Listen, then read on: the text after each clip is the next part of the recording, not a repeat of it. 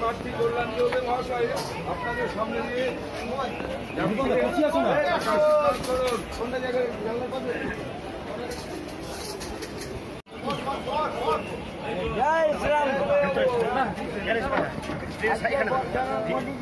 সবাই দলে দলে যোগ দিন।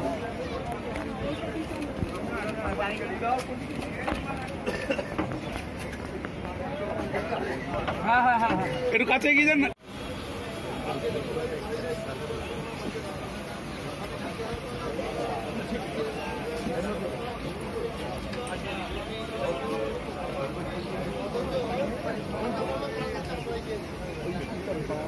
সন্দীপটা ঢুকে যাও, সন্দীপটা ভেতরে ঢুকে যাও।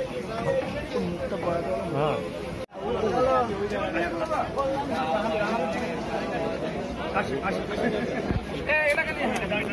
ভগবান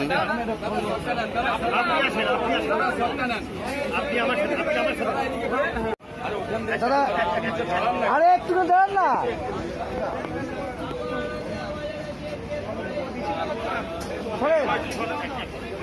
দাদা লাল দাদা একটু চেপে দেন তো, দাদা একটু আপনার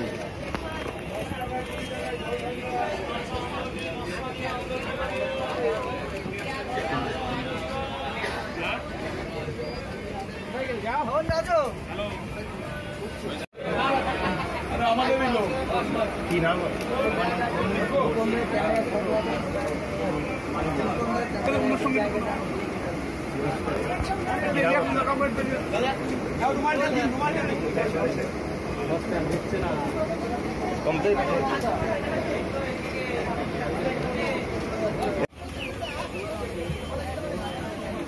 এদিকে ঘুরে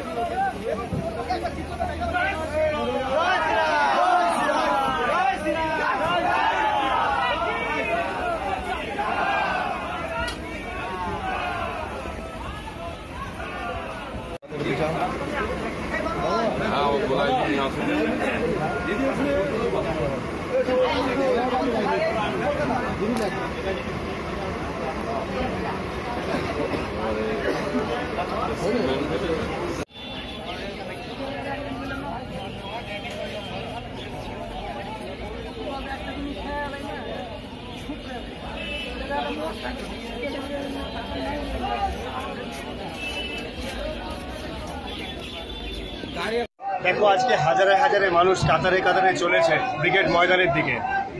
আমি অনায়াসেই গাড়ি করে যেতে পারতাম কৃষ্ণনগর থেকে, কিন্তু যদি কৃষ্ণনগরকে নদিয়া জেলাকে চিনতে হয় তাহলে গ্রামের সাথে মিশতে হবে, গ্রামের সাধারণ মানুষের সাথে মিশতে হবে।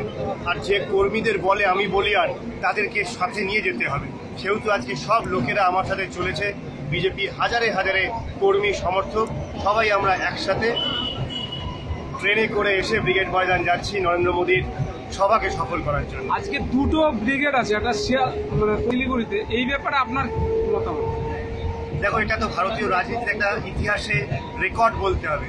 আজ পর্যন্ত কোনো রাজনৈতিক দল এরকম রিস্ক নেয়নি। একটা রাজনৈতিক দলের ব্রিগেড ভরানোর জন্য তাদের উপর অনেক চাপ থাকে আমরা দেখেছি, কিন্তু ভারতীয় জনতা পার্টি এতটাই আত্মবিশ্বাসী আর যা করে সেটাই ব্যতিক্রমী ঘটনা হয়। সেহেতু নেতা নরেন্দ্র মোদীর নেতৃত্বে একই দিনে উত্তরবঙ্গ এবং দক্ষিণবঙ্গে দুটো ব্রিগেড হচ্ছে ভারতীয় জনতা পার্টির নেতৃত্বে। আজকে সাধারণ মানুষের উপলব্ধি কি আছে এই ব্রিগেড সম্পর্কে? ব্রিগেড সম্পর্কে মানুষের উচ্ছ্বাস থেকে আমরা বুঝতে পারছি যে ভারতবর্ষের পালস কোন দিকে আছে, বাংলার পালস কোন দিকে আছে এবং নদিয়া জেলার নারী নক্ষত্র কোন দিকে আছে। সমগ্র মানুষ আজকে এসেছে প্রধানমন্ত্রী নরেন্দ্র মোদীর পাশে দাঁড়াতে, তার হাত শক্ত করতে এবং কেন্দ্রে দ্বিতীয়বার সরকার গঠন করতে। ধন্যবাদ। যদি এখনও আমাদের স্টিং নিউজ চ্যানেলটি সাবস্ক্রাইব না করে থাকেন তাহলে এক্ষুনি সাবস্ক্রাইব করুন আর বেল আইকনটি ক্লিক করুন। পেয়ে যান সব খবরের দ্রুত ভিডিও আপডেট।